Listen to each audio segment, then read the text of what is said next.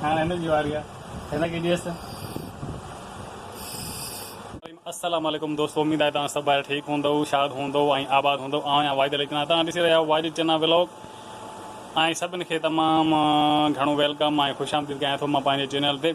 ऐं जेके बि मुंहिंजा ॾिसंदड़ आहियो सभिनि जो मां तमामु घणो शुक्रगुज़ार आहियां। त बिस्मिल्लाह करे अॼु जो व्लॉग कयूं था स्टार्ट। त दोस्तों मां वेठो आहियां पंहिंजे शॉप ते। हीअ आहे मुंहिंजो शॉप। मूंसां गॾु आहिनि मुंहिंजा नंढा जेके तमामु घणी करे रहिया आहिनि मस्ती।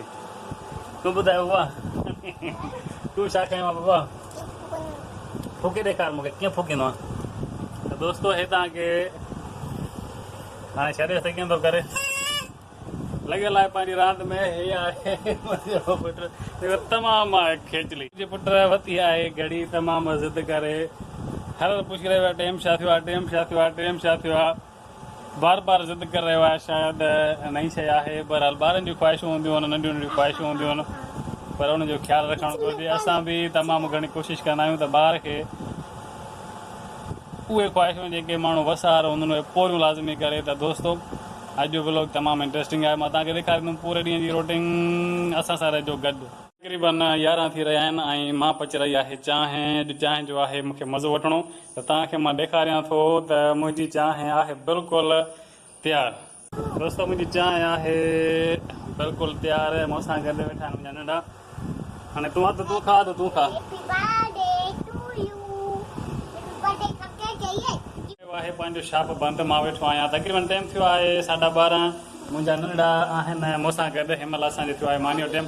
त दोस्तो तव्हांखे मां अॼु हिकु ॻाल्हि ॿुधायां त मां बि हिकु नंढड़ो ब्लॉगर आहियां, पर पाकिस्तानी फातिमा ब्लॉग जेका आहे कुझु टाइम पहिरियां कहिड़े तरीक़े सां पंहिंजी हिकु ॻोठ में ज़िंदगी गुज़ारे रहिया हुया ऐं हिकु अचानक हिकु वॾी तब्दीली जेके वॾो बंगलो आहे ज़िंदगीअ जी हर आसाइश हिकु तकड़ी मिली थी वञे, इहा असांजे सम्झ खां ॻाल्हि ॿाहिरि आहे। बहरहाल वलाल मलासीं बहितर थो ॼाणे त इन में कहिड़ो चकर आहे ऐं कहिड़ो जादू आहे जेको सम्झ खां ॿाहिरि आहे। असांखे बि तक़रीबन मुंहिंजा बि तक़रीबन 3 चैनल हुया। 3 चैनलनि खां पोइ हे मां चैनल ठाहियो आहे।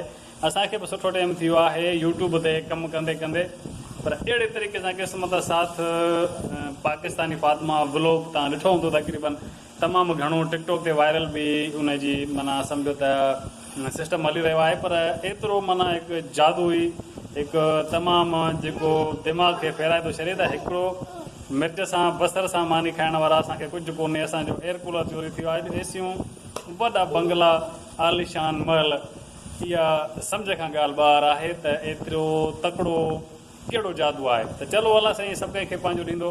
पर दोस्तो असां हिन महिल स्टार्ट करे रहिया आहियूं मानी। मानी आहे मुंहिंजी तयारु। अॼु असां पचाया आहिनि दाल ऐं चांवर। दाल चांवर हल्की ग़िज़ा आहे, खाइणु घुरिजे मौसम जे हिसाब सां।